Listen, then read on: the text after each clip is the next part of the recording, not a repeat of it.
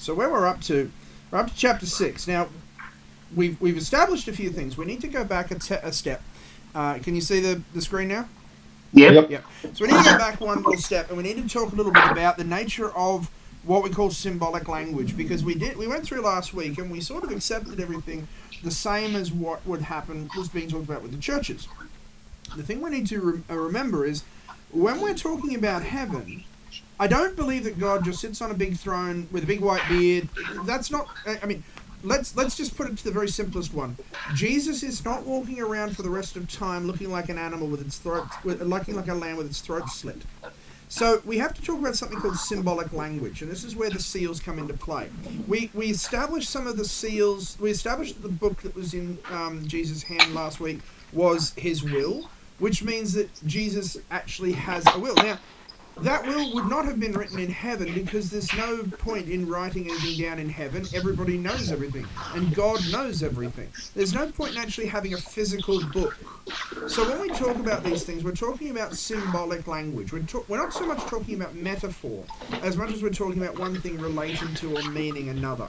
That's important when we look at these seals, because in the same way that Jesus said that the candlestick represented the seven churches, the seven spirits represented the seven spirits of God, we're doing the same thing here. So these are not literal events.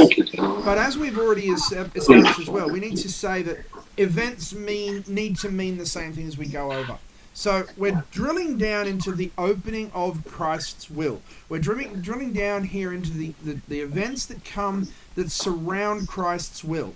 But we have to sort of take the same approach that we took to that previous set of things and say we can't just flub about with symbols. Symbols have to mean something. And we're going to get into this is the area that really gets a lot of people energetic when they look at these seals, because understanding the way these seals work gives us an overview on how time itself in the last days plays out.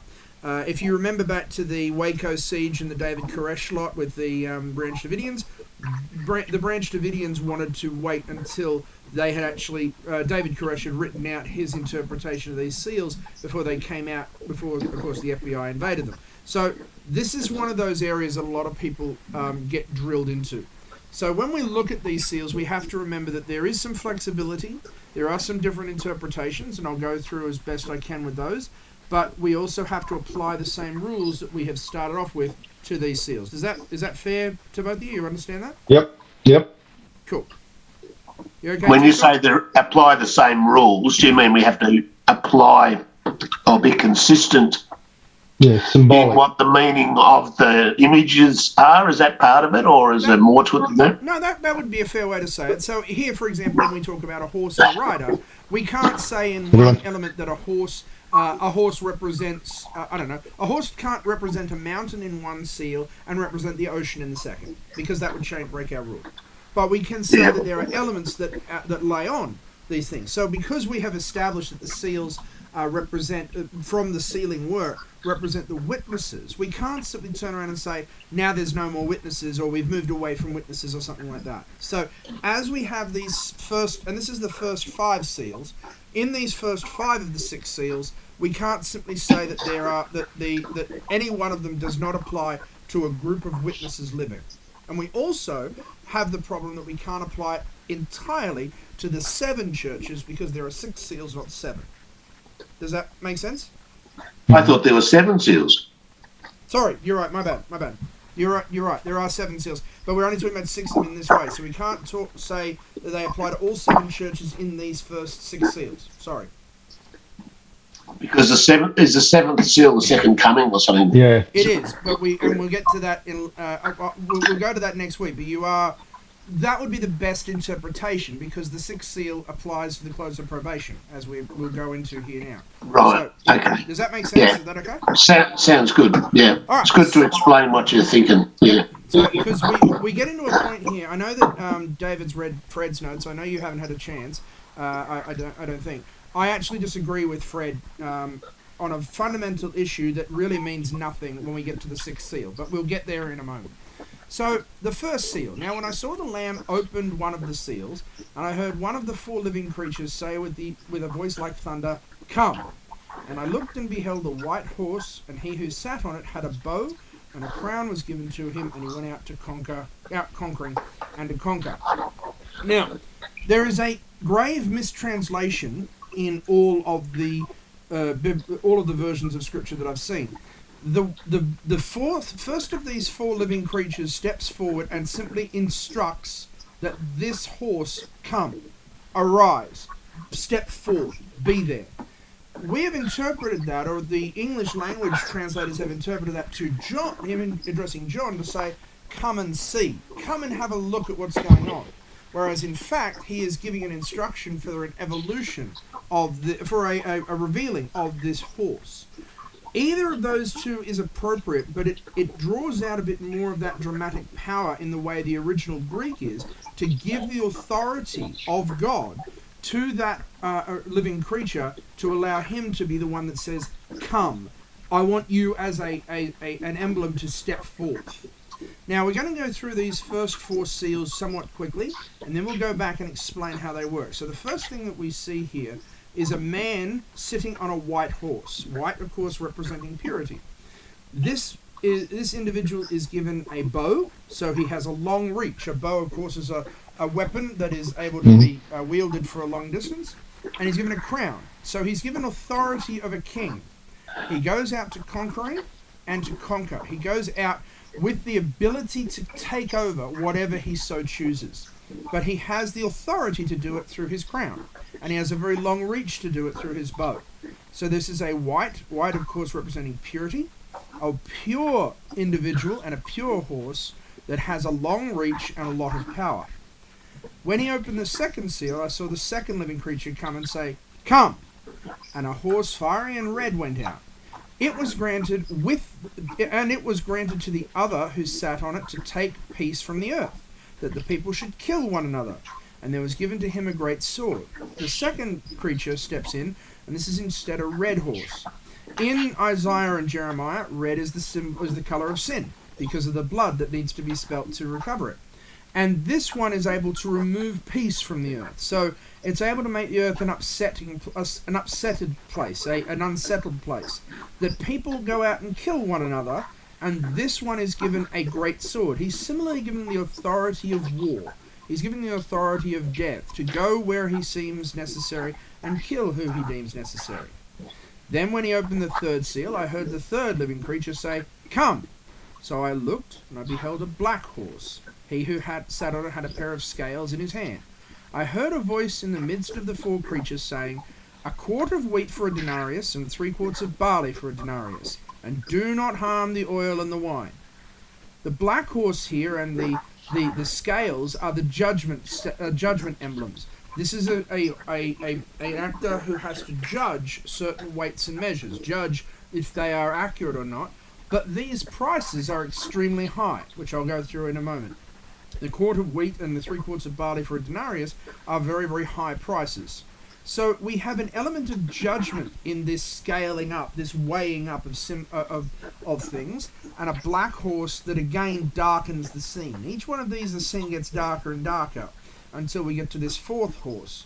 And when he opened the fourth seal, I heard the voice of the fourth living creature saying, come! So I looked and beheld a pale horse. The name of him who sat on it was Death, and Hades followed him. Power was given him over a quarter of the earth, to kill with a sword, with hunger, with death, and by the beasts of the earth. This first horse that steps forth merges all the 3 horses into a disturbing behemoth. It has the power to control the earth. It can kill with the sword and with hunger, but also with death. It merges all those 3 other horses into some sort of amalgamated, brutal thing. And so these are the commonly called 4 horsemen of the apocalypse, because they presage the destruction that comes with the apocalypse. Now, we established in the last chapter that these are the witnesses who were sealed in Christ's name. So we need to apply if those phases of the church can actually apply to these different seals. And we find that they actually fit quite nicely. The first church, with the first horse, emerged from Christ's resurrection pure and white. It was the beautiful church.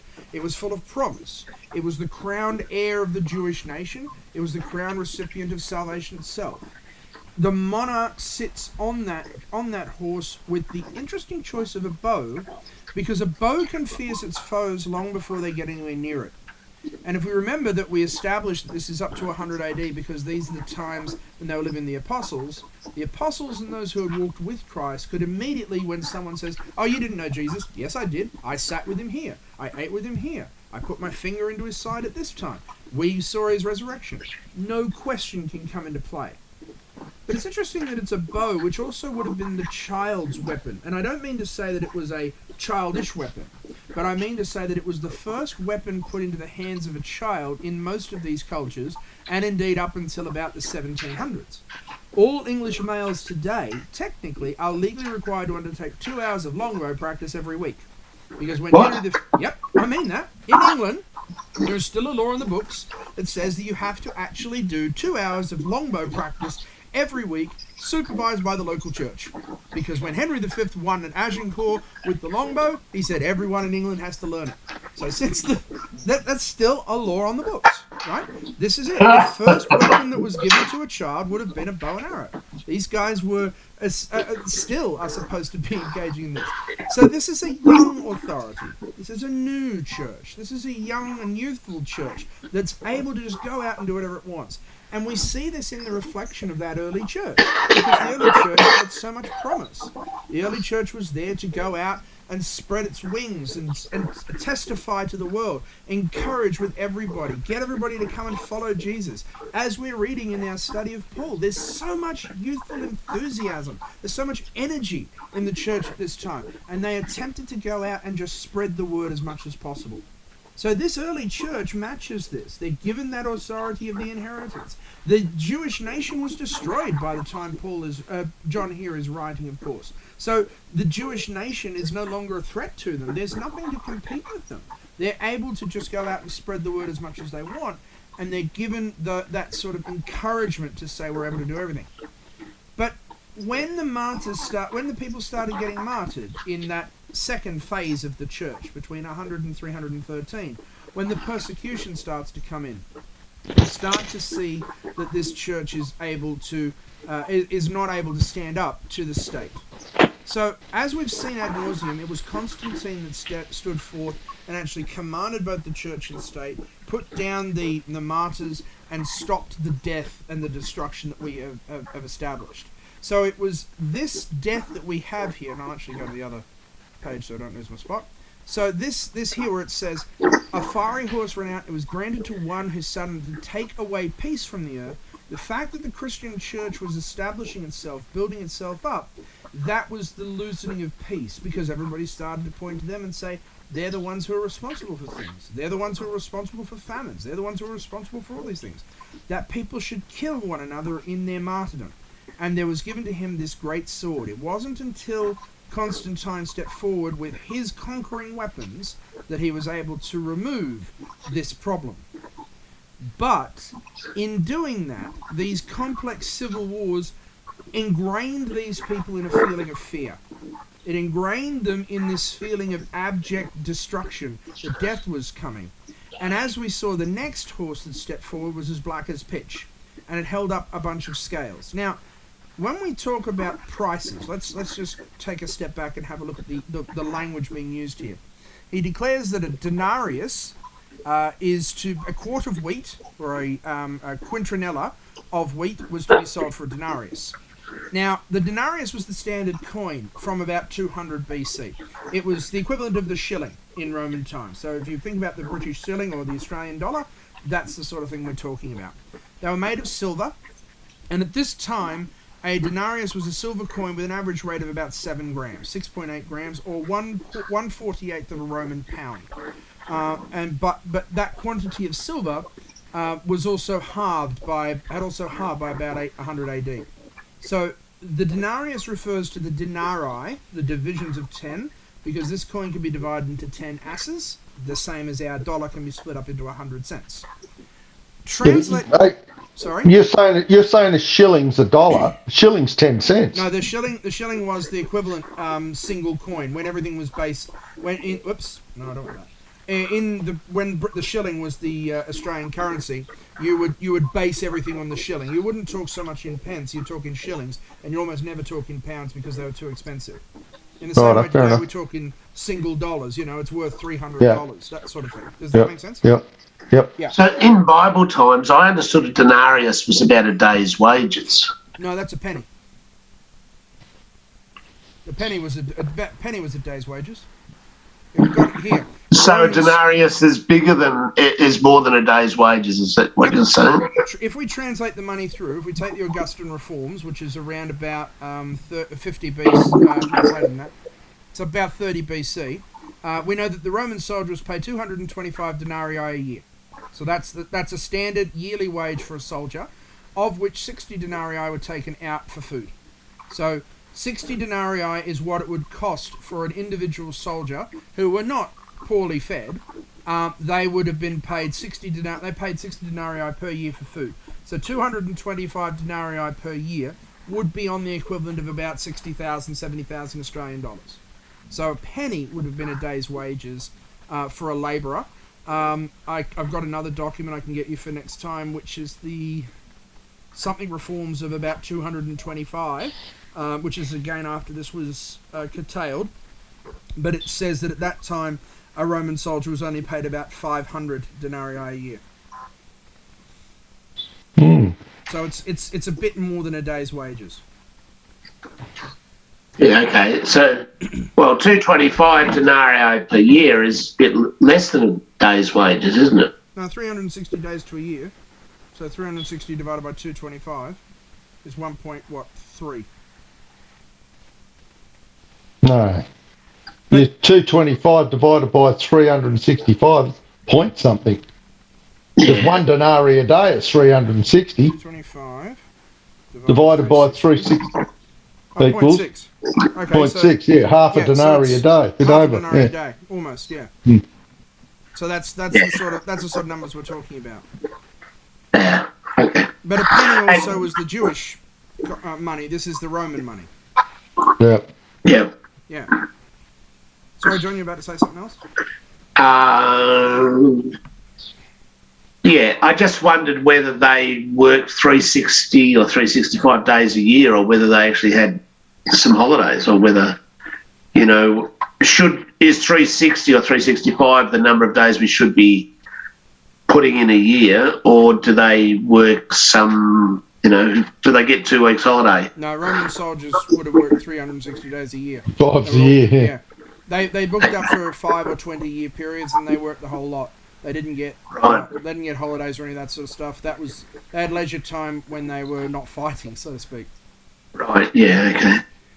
But anyway, I think you need them to make the point about how expensive this is, because we've established now what the denarii is, but so as I say here, 60 denarii were taken out for a year for a soldier's wage. So a soldier was expected to eat 60 denarii worth of food, and he would have been fed a quart, which was around about the same level of bread that a soldier would have been given every day.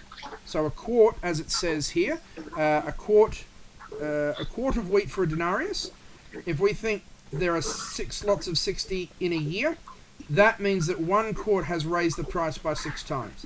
Now, other estimates I've seen, because this is a bit flexible, can say it's ending up to 12 times as much.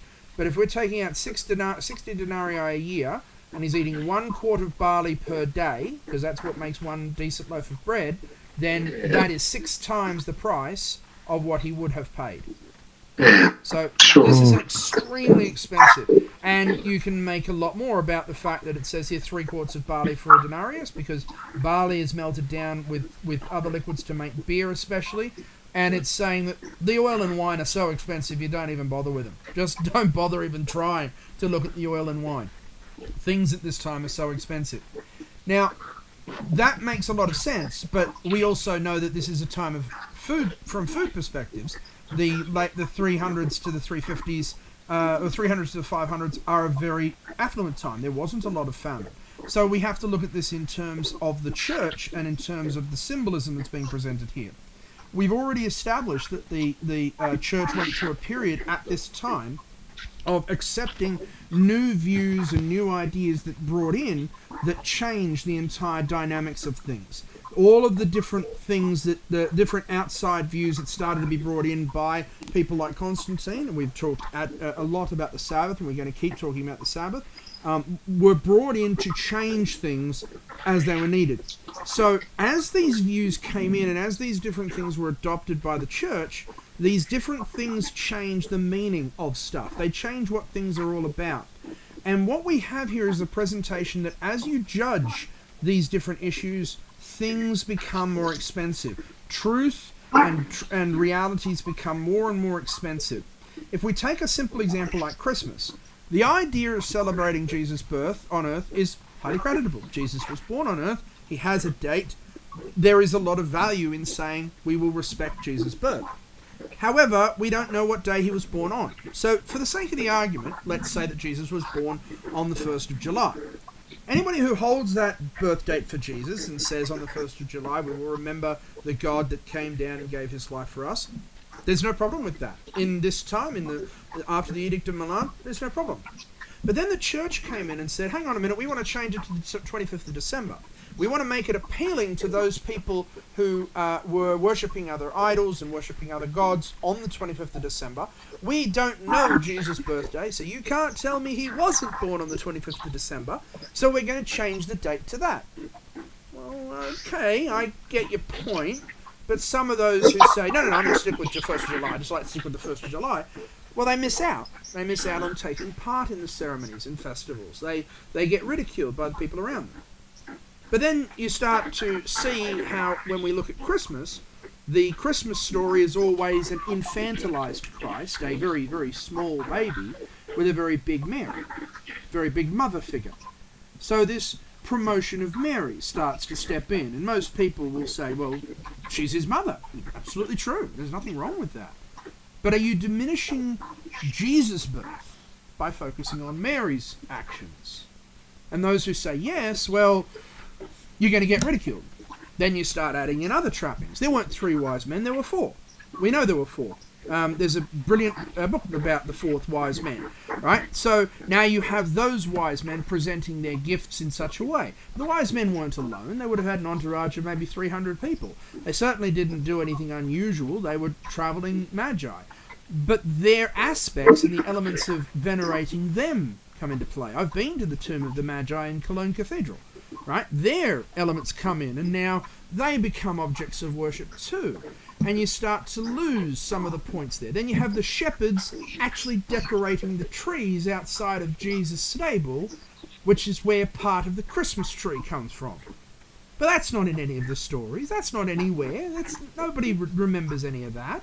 Then you have the German Yule log coming in as a ceremony. And before you know it, anybody who wants to hold to the simple idea of respecting the birth date of Christ on what they understood to be right and ignoring all of the other trappings has to pay a pretty big price to be able to hold to their view. They have to leave out so much other stuff and not participate in so many other things, and it becomes very, very expensive. So this is why we say that at this time truth and righteousness were extremely expensive.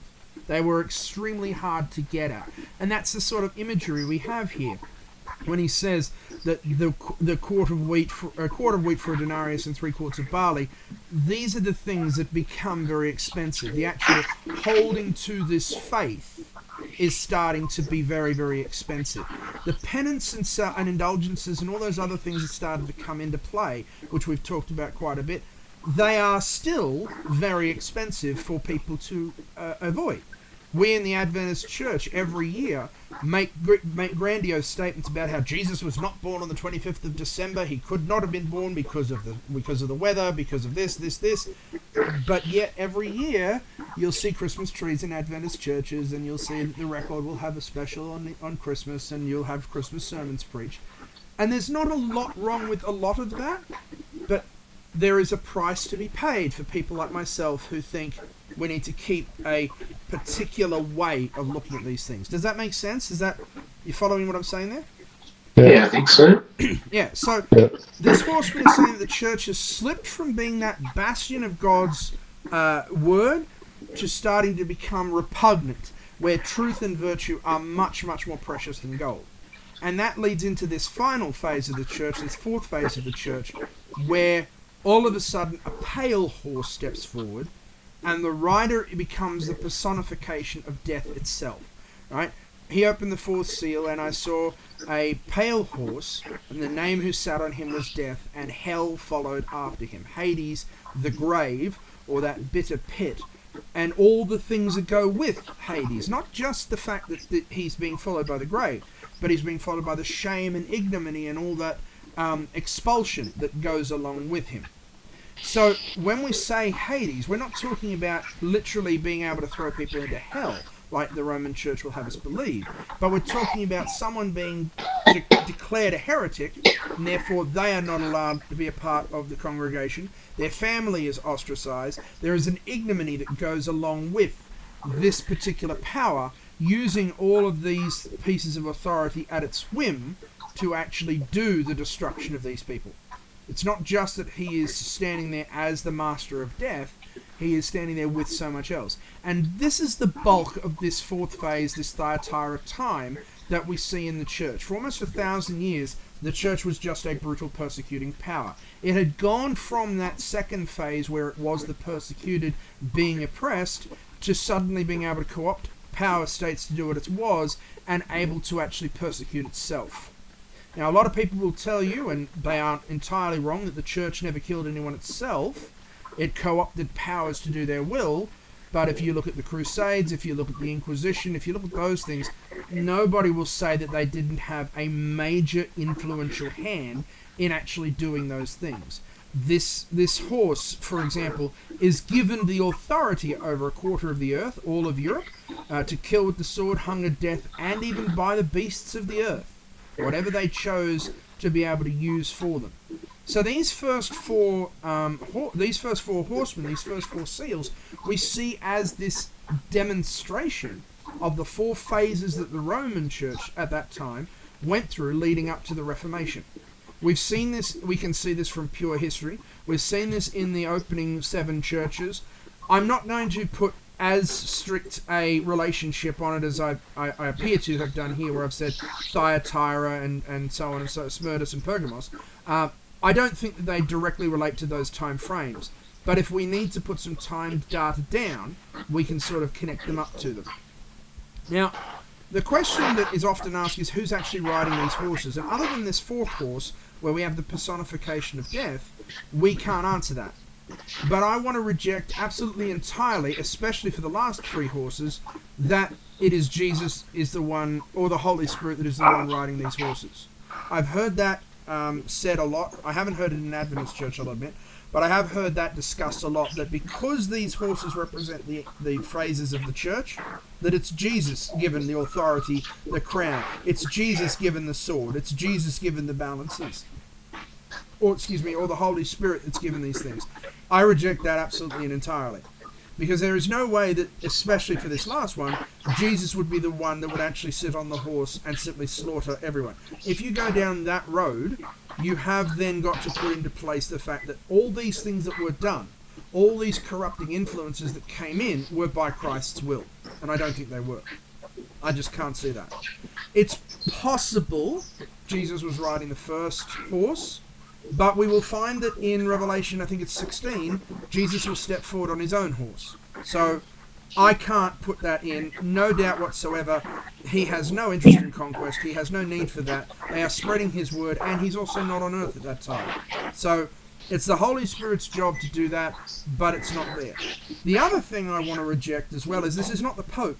This is not the Roman Catholic Church in the Roman Catholic Church phase. If for no other reason that until you get to the third horse, the papacy didn't exist. Until you get to this third phase of the church, there was no papacy, despite what they'll try and tell you. There was no papacy, there was no church office, it was too mixed. This is the phases of the global church. This is not just the phases of the Roman Catholic Church.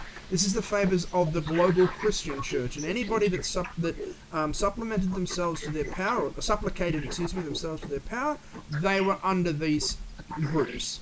And it's very, very clear, at least from this fourth seal, that the personification of death, the rider is separate from Christ and from Satan, and from things like that. And that's another thing. This is not Satan riding these horses either. This is not the devil managing all of this. The devil is influencing the Christian church. These are human actors on these horses.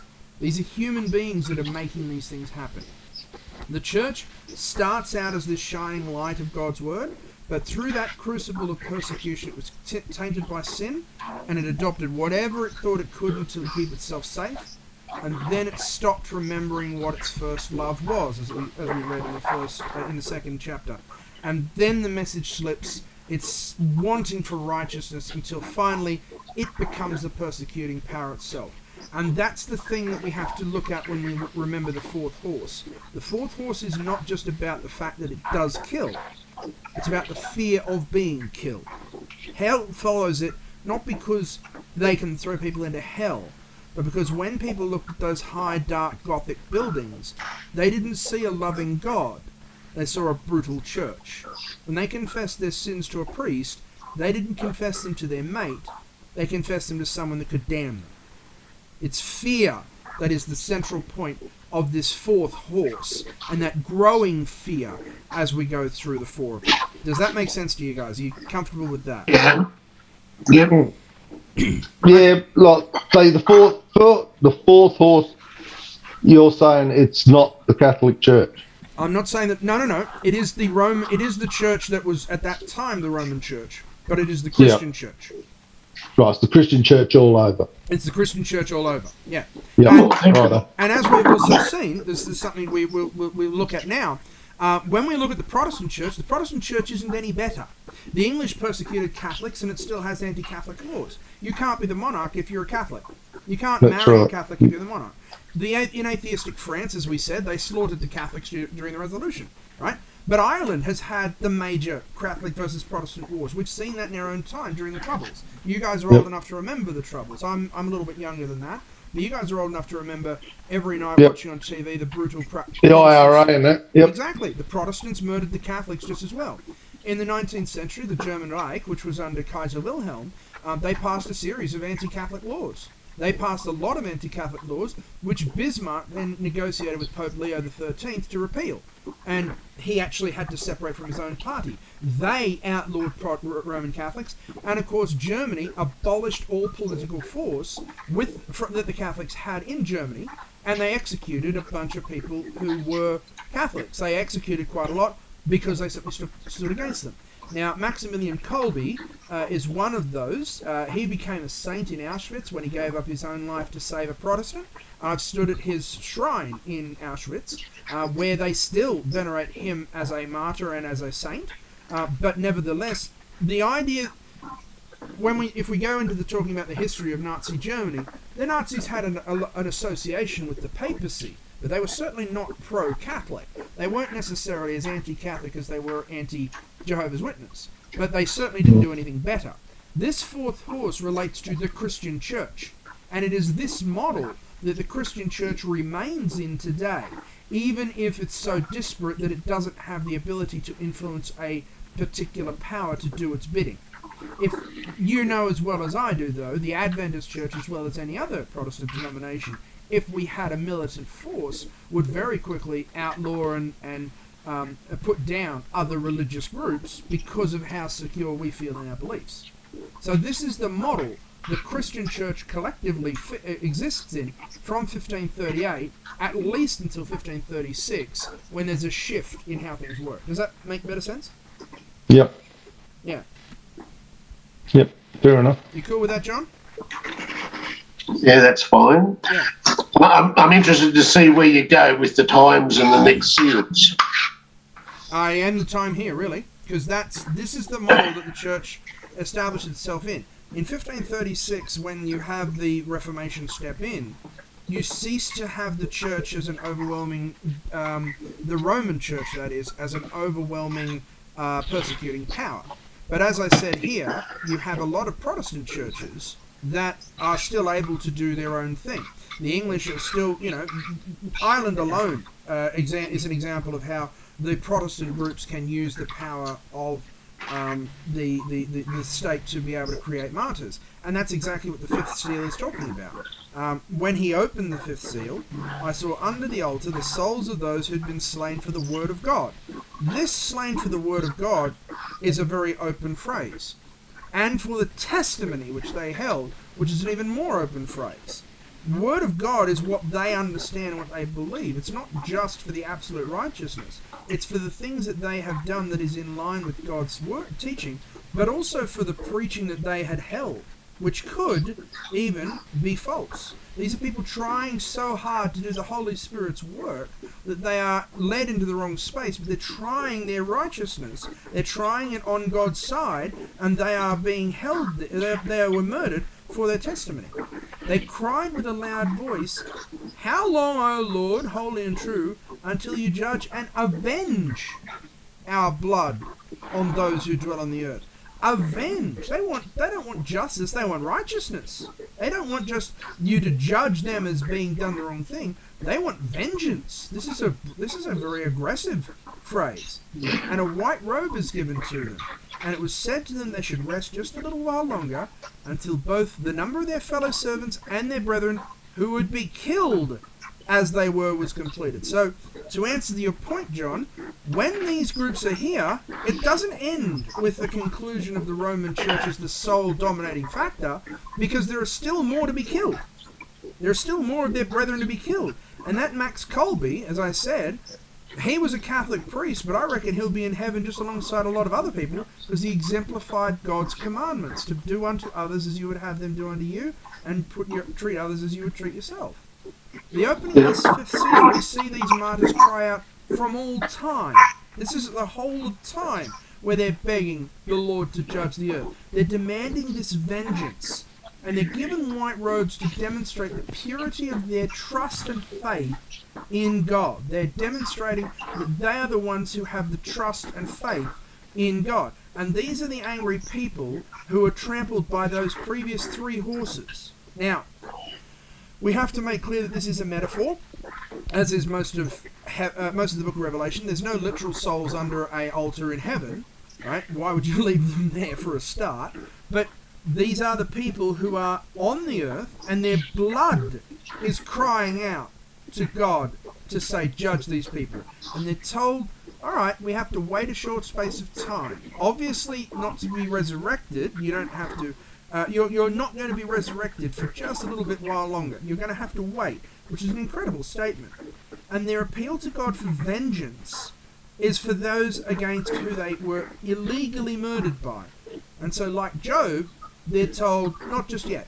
Job is a fascinating book, and I encourage everybody to read Job very heavily. It's an absolutely incredible book. But this is the connection to the Reformation we can see clearly, but it's also a connection to all of those that had come before the Reformation. It's all of those people that the Roman Church had illegally put into its time. So we have a change in time frame between the fourth and fifth seal. And this is why I say the fourth horse actually extends through beyond its time frame. This is where the church's establishment ends, and now these witnesses to Christ's will are the martyrs. This is another group of witnesses who are living at the time, who are living through all these times, but who have been put to death. They're set up in their own special category. These are the witnesses to all time who tried to do God's will and were put down for it. Groups like the Waldenses or the early Lutherans and those sorts of people, the Huguenots, who tried to step away from the Roman Church in whatever testimony they understood to be true, and they were put down and painfully hurt for it. So we have this close-knit connection between chapters 2 and 3 is now broken. The seals are judgments on the church as well as the examples of what they're witnessing. As these people saw when they were making these choices in that third seal, as they're making those choices to adopt these different viewpoints, we discussed Arianism, we discussed Monophysitism, we discussed some of those things in looking at the churches. these people had to make these choices, and they're the ones who are the witnesses to these examples. We, of course, know that the martyrs who are reflected both here and in the second seal are the ones that were there. So these witnesses change to be a group that associates itself with all of the time. It's not just the time period we would reflect over to Philadelphia. So we're not changing the time aspect. We're simply leaving the church as a seal, as a symbol in one spot, and stepping our symbol over to another one. And as we have seen, that if we move away from the Roman Church at the beginning of the Reformation, at the end of 1536, we've seen that, as I just said, the Protestant churches did just as much, or I won't say just as much, but they certainly have a lot of blood on their hands too. They are very far from being clean groups. So now the fifth seal, this time frame is broken. We're moving into a broader overview of the church and a broader overview of Christianity. And that will follow us through over the next couple of chapters. Is that a fair thing to say? Are you okay with me saying that? Yeah, I think so. Cool. Yeah. Alright, the sixth one. This is the big one. Now, I looked, and when he opened the sixth seal and beheld, there was a great earthquake. An earthquake causes a problem, because you can't make an earthquake symbolic. Not by saying it that way. You can't just say, I looked and there was a big earthquake. I felt the earth shake. Okay. I can't make that into a symbol. That has to be a literal thing. An earthquake is the shaking of the earth. You can't say, I felt. He didn't say I felt an earthquake. He said there was an earthquake. He didn't say I saw an earthquake, or I saw the horse stamp his foot down like an earthquake. No, this is an earthquake. So we have an earthquake that happens. And this causes us a problem, because as we read in the rest of the symbol, and I'll read the full thing out, I beheld there was an earthquake, and the sun became as black as the sackcloth of hair, the moon became like blood, the stars fell fell to the earth, as fig drops its late figs when shaken by a mighty wind. The sky receded as a scroll when it's rolled up, and every mountain and island was moved out of its place. The kings of the earth, the great men, the rich men, the commanders, the mighty men, every slave and every free man, hid themselves in the caves and in the rocks of the mountains, and said to the rocks, Fall on us, hide us from the face of him who sits on the throne, and from the wrath of the Lamb. For the great day of his wrath has come. Who is able to stand? We have a powerful scene here that in response to this fifth seal, when the sixth seal is open, God does some pretty dramatic things. He causes an earthquake. He blackens the sky. He turns the moon red. He drops the stars from the heaven, and then the heavens themselves separate back like a scroll being unrolled, shaking every mountain and every island out of its place that freaks everybody out. And these people recognize that they are being judged. Fall on us. Hide us from the face of him who sits on the throne. Hide us from the wrath of the Lamb. The great day of his wrath has come. We're not good enough to stand up here. I can't stand through this. I'm the one being judged. All of the great men, the captains of industry, the captains of the armies, the commanders, mighty men, even the slaves are recognizing that they have done so much wrong. They are the ones being judged. They are the ones that are ready for the judgment, and they're not ready for the judgment. They are the ones that are about to be put upon. The problem with this comes when we interpret these pieces here as being literal. Now, we know that there is a literal interpretation to some of these things. For example, is that chapter 24? Yeah, that's it. When we look at the language of Isaiah, for example, Isaiah says, when you in Isaiah 34, "Come ye, you nations, and to hear, heed you people. Let the earth and all that's in it, the world has come forth from all its nations. The indignation of the Lord is against all nations. His fury is against the armies. He has utterly destroyed them. He has given them all over to slaughter. There shall be, and also their slain will be thrown out. The stench shall rise from their corpses. The mountains shall be melted with their blood. The host of heaven dissolved, and the heavens will be rolled up like a scroll. All their hosts will fall down, as the leaf falls from the vine, as the first falling fruit from a tree. It is the day of the Lord's vengeance. the year of recompense for the cause of Zion. It is the streams that will be turned to pitch, the dust to brimstone, the lands become burning pitch. It will not be quenched day or night, and so on and so forth. This is the dramatic scene that Isaiah is talking about, and this is what John is trying to draw upon here in chapter 6. This is the day of judgment. This is the day that judgment begins. This is the moment when this starts up. The problem that we have is identifying when this judgment takes place, because this judgment reflects something we call the close of probation. We know, now the close of probation is something we mentioned last week, we didn't go into any detail, because we know that salvation cannot simply be extended eternally. Everybody has to make a choice, and the time to make a choice has to come to an end. If it doesn't come to an end, there's no second coming. If we are continuously given time to make our appeals to God and to return to God, God never turns around and cleans the earth. God never allows us to actually step forward and do the good things.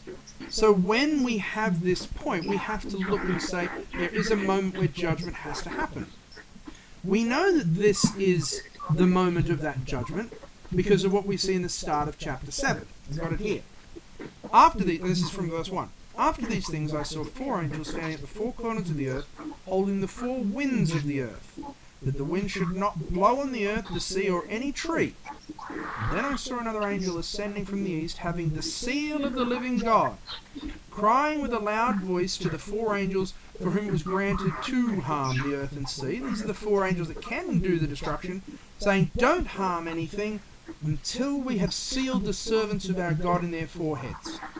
This is the moment when these 4 angels should be released, when what we call probation, the ability to make that choice, has been released, has ended, because these angels are sealing those who follow God's commands. And we'll talk about what that seal means in the next chapter. But this sealing work happens right at the moment of that close of probation. This is the judgment demanded by the martyrs in chapter 5. This is the judgment demanded by God, who betrayed Christ's words. Right? This church has betrayed Christ's words while they are on earth. This is not the final judgment. This is the temporal judgment of the earth leading into Christ's return. Now, as this time's a thing, we have to choose how we interpret these particular moments, all these particular events that surround this judgment. And the problem that we have is there are 2 views in Adventism, there's 2 views in the theology that I've seen. One is that these events precede that heaven being rolled back like a scroll, because we really live between verse 13 and 14 in most people's view. And we certainly do. We've never seen the sky recede as a scroll in this sort of language. We've never seen this. But we have seen elements that make up verses 12 and 13. We've seen things, and I'll go through them in a moment. We've seen massive earthquakes, the sun becoming black, the moon becoming like blood. In one version of events, because of how dramatic this is, these things all have to happen at the exact same time, within a very, very short space of time. Because when this sealing work happens, as it says in the end of the book, these words are faithful and true, I am coming quickly. Blessed is he that keeps the words of the prophecy of this book. And John's told not to seal up the words of the prophecy, for the time is at hand. John's told that it's going to be so dramatic that the time is at hand. When the declaration will be given, he who is unjust, let him be unjust still. He who is filthy, let him be filthy still. But he who is righteous, let him be righteous still. And he who is holy, let him be holy still. This declaration that we are expecting from the throne is that close of probation. Salvation is retracted and is no longer secured to anybody else alive on the earth. And that has some huge implications with it. But everybody has been given the chance to make a choice, and there is no more any ambiguity in the ability to make that choice. So the question that comes when we look at this passage is, for these people to freak out in this sort of a way, how much time can be between the earthquake, the blackening of the sky, the stars falling from heaven, the mighty wind, and the sky being rolled back as a scroll and everything being moved? How much time can actually be able to exist within these events taking place. If you watch Fred's notes, and I'm going to go through those explanations in a moment, he will tell you that it happens over the period of maybe 250 years so far. But I don't really believe that. I think these events are so dramatic that they will have to happen in very short sequence. I think that when we feel an earthquake, we will within the space of maybe a few days see the sun become black, and then the moon become red, and then a massive meteorite storm, and then the sky be rolled back, and that would be the conclusion of probation. That will be the moment the sealing work takes place. My personal view is these things have to happen a lot faster than we have previously interpreted them. But for the sake of the discussion, let's have a look at what the current traditional interpretation is. The earthquake, as far as the church... Sorry, let me check in. Are you okay with what I've just said there, or is that too confusing? Yeah, no, I know what you're saying now, yeah, and I know what you're going to say about Fred, the Lisbon earthquake, and... Yep. Are you with me, John? Yeah, what you're about to say, I think, is probably the traditional Adventist position, Yep. is it? It is. It is. So I'll give you the traditional Adventist position. And the thing I want to be clear on this is, because these events will happen so quickly, I can't be right until I'm right. I'm absolutely not right until I'm right. I'll give you the traditional Adventist and I'll give you the traditional Protestant interpretation, right? Because that may be the right one. I've got no problem with that. I'm not prepared to die on this hill. It means nothing. But I'm just, in my reading of this, for these great men, we're talking the Donald Trumps, the Joe Bidens, the Barack Obamas, the Scott Morrisons, for them to run up to the mountains and go, please kill me, I'm about to be judged by the Almighty, things have really got to freak them out. You know, for Warren Buffett and Jeff Bezos to get on their boats and ride out into the middle of the sea and say, please drown me. Something dramatic's got to happen for that to be there. And when we look at the traditional view, the space of 220 odd years is a bit too much for me. But yeah, I'll walk you through. Now, does that make sense? Are you okay with what I've said there? I am, yep. Okay? Yeah, that's fine. So, in the traditional view, when we look at the Great Earthquake, we look at what we have to, the traditional view requires that these events take place over that period of Reformation. So, some things have to happen before the Reformation, some things have to happen after it. The reason for that is because these are the things that herald that judgment. These are the things that lead into that judgment. So the traditional view is some of these events have to precede the actual Reformation kicking out in, as we said, 1798, the destruction of the Roman Church, and some of these events have to come afterwards. So the most dramatic thing that we firstly start off with is the Lisbon earthquake.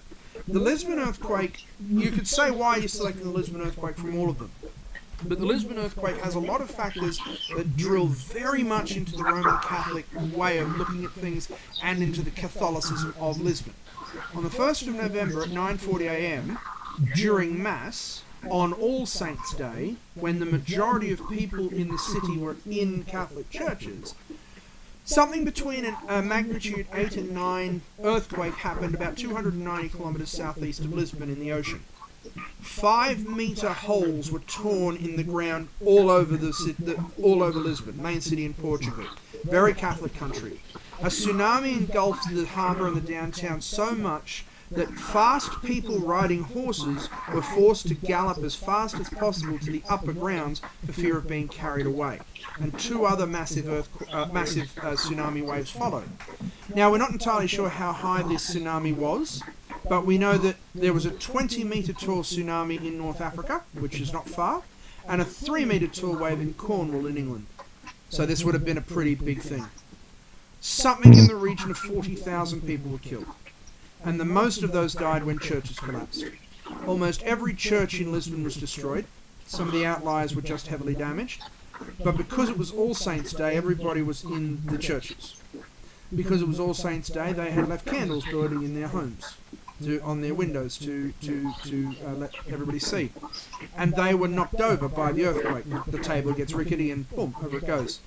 They lit fires that caused a massive firestorm that then engulfed the city. 85% of Lisbon was destroyed, including famous palaces and libraries. The most of the examples of Portugal's distinctive Manuelian architecture. The Royal Riverina Palace, which stood just before beside the Tagus, lost its library of 70,000 volumes. as well as hundreds of works of art by Titian, Rubens, Corriego. The Royal Archives simply disappeared. Complete gone. The detailed records of all its history. The Palace of Henri de Menzies, the third Marquis of Le Croix, which had 18,000 old, and I'm talking, pre-conquest books. A lot of them were in Arabic, were destroyed. And 15,000 other people died around Spain. The earthquake cost around as much as half of Portugal's GDP. It was simply devastating.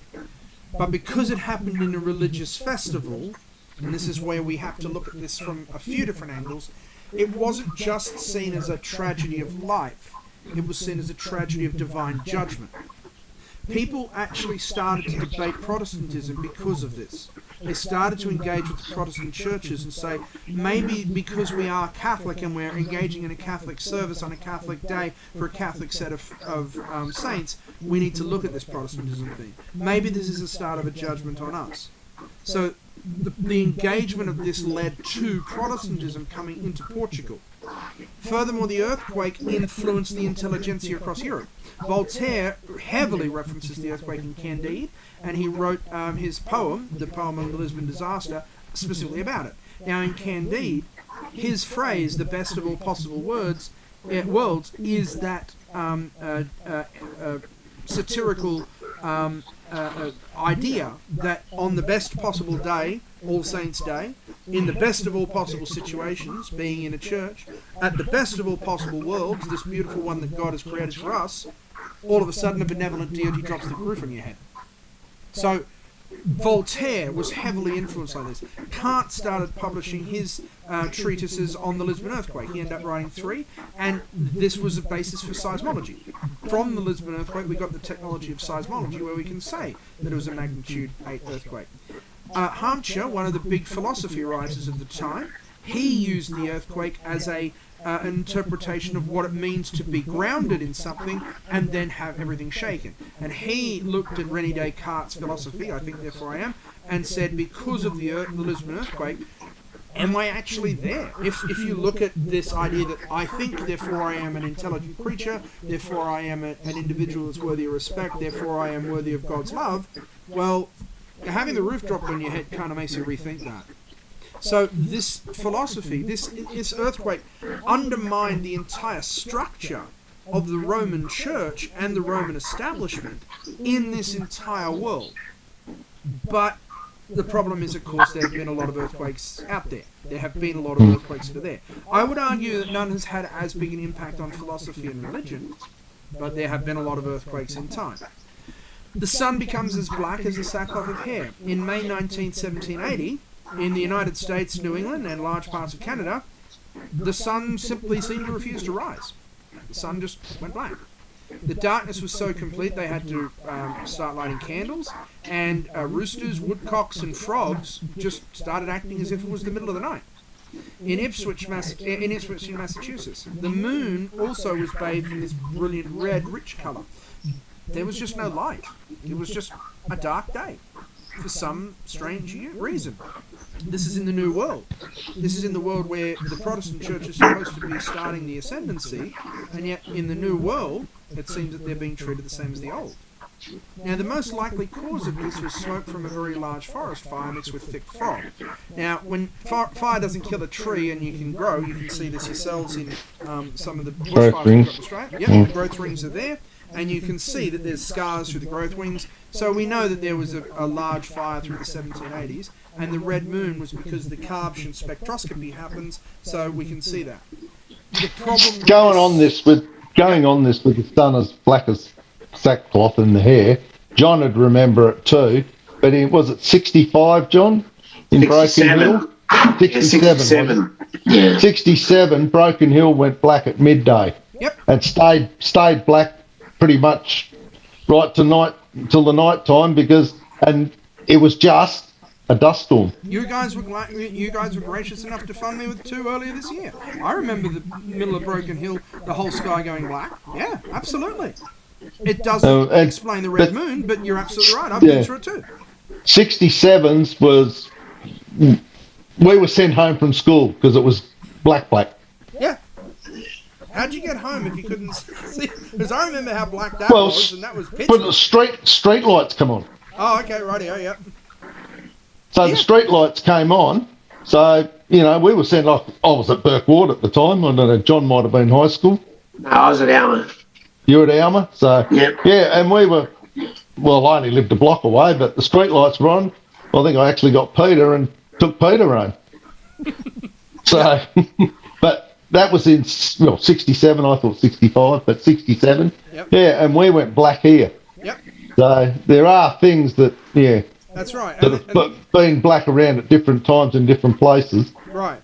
And I've got another one there in February '52. The coal smoke from power companies mixed with a very snow-heavy set of clouds caused everything to go black in London. Right, that's a metropolis. So, I remember the one. I showed my students a couple of videos of guys driving into the Broken Hill storms. They're going, "Oh, you're lying, sir. That's not real." You get it on YouTube, and there's some video there of these dust storms that are pitch black. I know I went through at least one. I think I went through two. Admittedly very small ones that only last for about 10 minutes, but they're still freaking you out, and it's still the sky going completely pitch black. So, again, this is not... While this is the traditional interpretation, there are a lot of things, as you just said, that can make this happen. There's a lot of things, and in a lot of different parts of the world, that can make this happen. And similar to the stars falling from heaven. The Leonid meteorite shower was seen across the United States from the November 12th and 13th in 1833. Now, 33 is an auspicious number, and those who saw it said there was between 50 and 150,000 meteorites falling every hour. The reason for that is an asteroid called 55P, which is called Temple Tuttle, approaches the Earth every 33 years, and that particular one was its closest mathematical point. But while we've seen the Leonids a little bit in Russia, the actual apogee makes the United States where you can see most of the activity. You can't see it in most other places. And there's an event that happened in the 1960s that was similar. These events are dramatic, and those are the Adventist, typical traditional Adventist view, and I'm not going to say that that's wrong. But my view is that these demonstrate God's power, his awesome authority over, if he hasn't engineered these particular events to happen at that time, certainly over his ability to set in motion these things. But I think that when we get to that point of the close of probation, when we see the sky receding as a scroll, when we get to that actual moment, my argument is that these things will happen globally, they'll happen across the whole of the earth, and they'll happen in very, very quick succession. The reason that I say that is if we look at chapter 8, we remember that the second coming, it says that there's silence in heaven for the space of about a half an hour. Because there's nobody in heaven, because it takes them 7 days to get to earth. There is elements that put in this, and I can't rationalize in my brain the 200 years of separation that make these events almost completely forgotten by everybody else. And for the reason you just said, David, because everybody can relate to a similar event that happens. If these things are going to cause people to freak out like that, I think that there's going to be some other stuff that will happen in closer to the end. But that's my view, and I'm not going to say that it's right or wrong. I can't be proved true until it actually happens. Is that fair to say to you guys? Are you happy with that? Yep. So, in terms of the actual close of probation, the close of probation is where we look at this time when all these people are locked up ready for judgment. This is the highest drama, and it ends in these massive situations where everything changes. I've read to you Isaiah. If we look at Joel as well, these are where the minor prophets start to come into play. Joel himself says, it will come to pass afterwards, and I pour my spirit on all flesh. Your sons and daughters will prophesy, your old men will dream dreams, your young men will see visions. My manservants and my maidservants will pour out my spirit on those days, and show wonders in heaven, blood and fire, pillars of smoke. The sun will be turned to darkness, the moon will be turned to blood, the coming of the great and awesome day of the Lord. And it will come to pass, whoever calls on my name shall be saved. For in Mount Zion and in Jerusalem there will be deliverance, as the Lord has said, among the remnant who the Lord calls.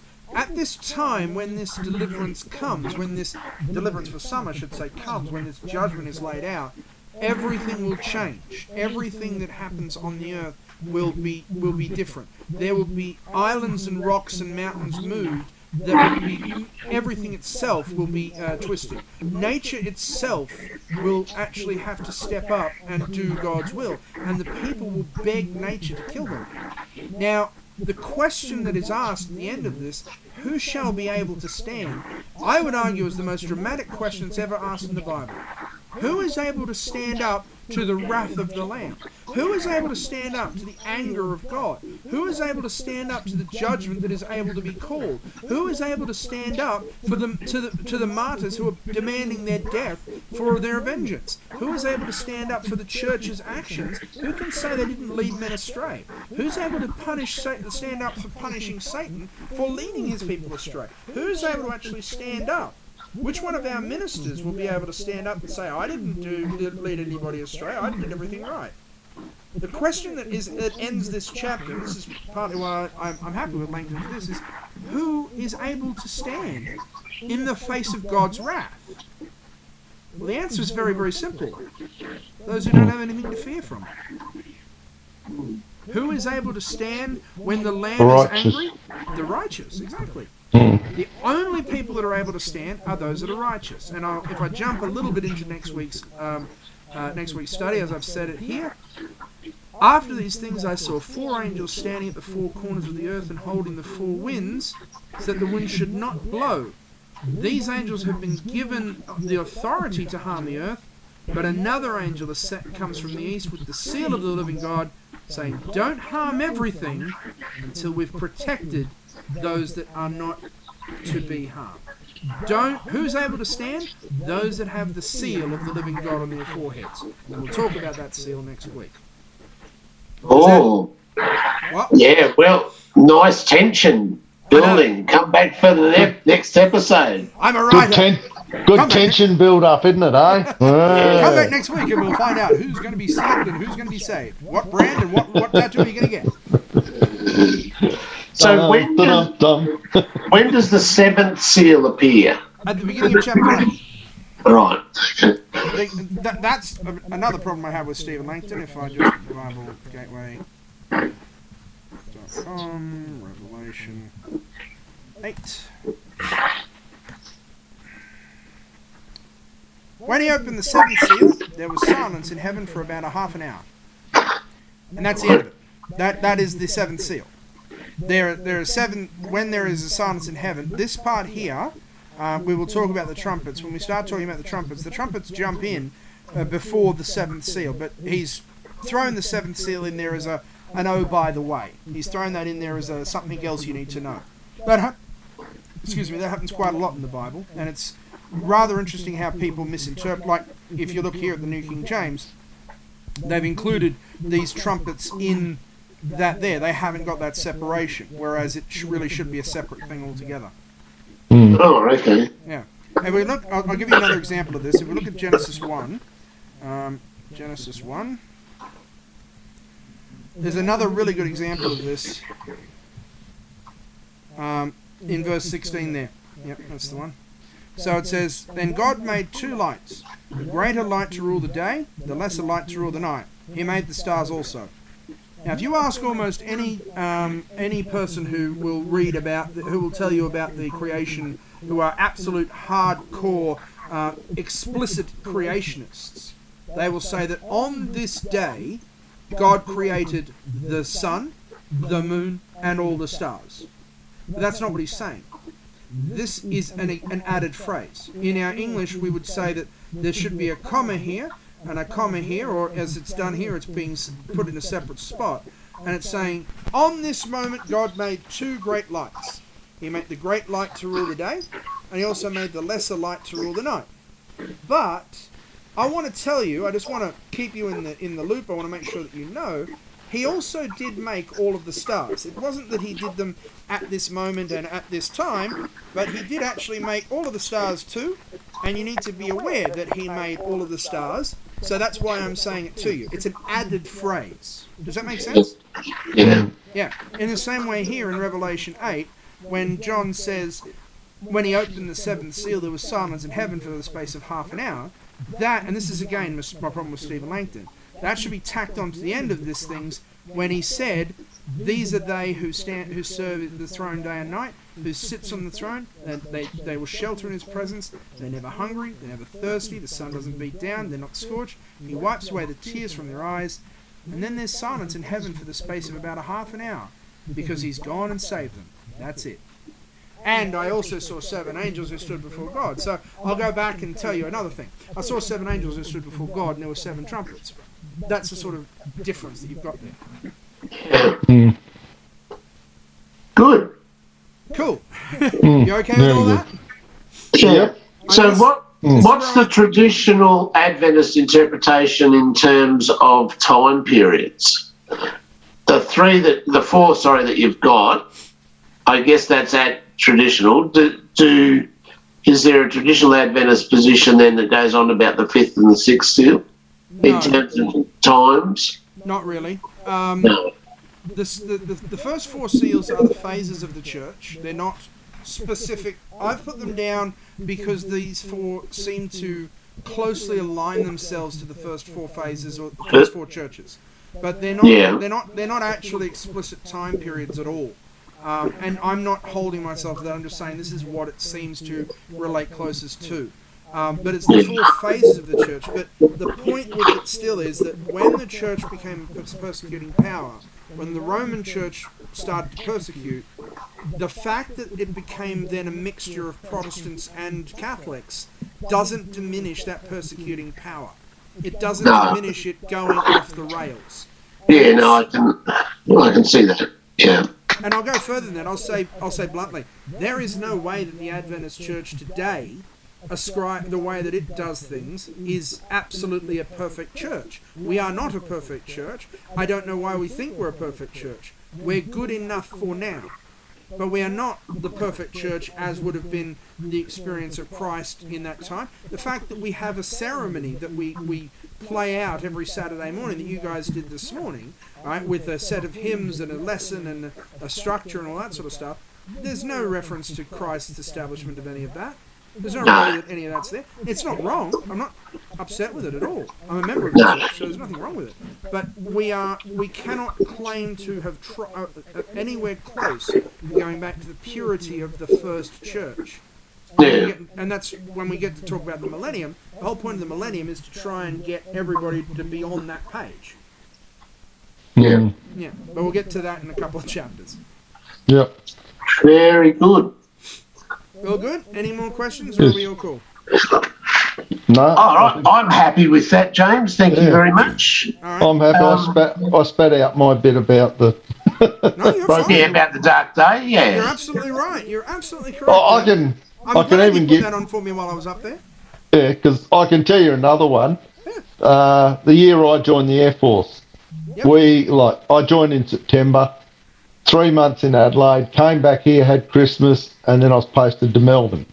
We went down to Melbourne, and we were walking around sort of buying groceries and that after we arrived there, say a couple of days, and the sky went black. And I'm not kidding, people were running around the shopping centre saying God's coming and rah, rah, rah. And we just turned and looked at them and said, haven't you ever seen a dust storm?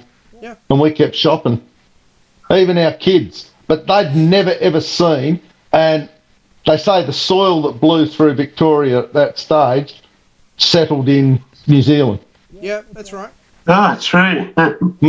They said the black soil was settled in, like particles of it, settled in New Zealand, and it did. It turned the sky black for about 3 hours. And it was just, we have red ones, that was a black one. Yep. Yeah, right. That would have been late 83 or early 84, one or the other. Yeah, right. Yeah. The only thing that really worries me is in the 13 months that I was out in Broken Hill with you guys, we had that big earthquake up in Silverton. We had at least one big dust storm, which I know happens every year. And then you had that small meteorite shower. I don't ride a horse, but I don't know. something freaky's going on. But this is it. And you're absolutely right. Localized forms. I mean, Japan has earthquakes all the time. Japan has 8 or 10 earthquakes a day. Right? They're small enough that you barely notice them. but they are there. They're experienced, right? There are some parts. If you go up to, you see the Northern Lights. Elements of the Northern Lights come from meteorite showers all the time. These events have to be global. These have to be cosmic. These have to be bigger than just a localized dust storm. They have to be something that actually hits everywhere. And I know that I'm trampling all over my grandfather's and the Adventist Church's notes, but I can't see the three events that we've discussed as being big enough to warrant God's wrath. I think we're limiting things there. But I'm not willing to say against it. But even Lisbon with the earthquake, what's name? I think Archie's was bigger again. Yep. That was a 9.8 or something, and that's the one that killed how many hundreds of thousands of people did that drown? Well, that's right. When the tidal wave came after it. Yeah. It happened out in the ocean, but the tidal wave come through Archie. I was actually in New Zealand working for Sanitarium there, and you got no idea how much cereals and milk and everything we put into containers to send over for relief. But look at what happened in Japan too. Japan was coupled not only with that, it ended up with a massive fire as well. It also had the nuclear plant go down. So Japan, a year or so ago. The thing we can point to, however, is these are becoming more and more common. Oh, they are. So that's something to look to. We are seeing more and more common of these. Because of global warming, we're seeing more dust storms in the outback of Australia, and we've had a couple in South America too, and a lot in Africa. So we're starting to see these things become more and more common. But I think that we'll have to have some pretty big, dramatic things. And I can't tell you what the sky receding as a scroll will look like. I don't know what that will look like. That one thing, I think, that will be freaky. That will be where we'll have to literally see the clouds just part and something big's going to be there. So I don't know what that's going to look like, but that's the one I'm waiting for. That's where everybody's going to freak out. Yeah. Cool. Because, there's been, like, even you said, even volcanoes, they're becoming more and more active. The Earth is, and this is it, these cosmic disturbances, if you want to put it in the universal scale, this is the Earth revolting against sin itself, in my opinion. Pretty much, This is the Earth itself saying, hey, I'm sick and tired of what you lot are doing. Can we stop this now, please? Yeah. All right, let's end with a prayer. Heavenly Father, we thank you today that we can look at the judgments that you have started to lay down on your church. We know that we are subject to them. We know that we are part of them. We know that we are living through them. And I pray that you will give us the faith and the confidence in you and in your word to be able to be strong and to be able to stand in those last days. You don't call us and give us this information so that we can be afraid of it. You give us this information so that when we stand in those last days, we will stand boldly, watching those running around freaking out, and simply say, I trust in the Lord. What else do I need to worry about? We pray that you will keep and guide and protect us and keep us in your will. And we also pray for the young boy we were talking about before. May he be blessed as well. In your holy and precious name we pray. Amen.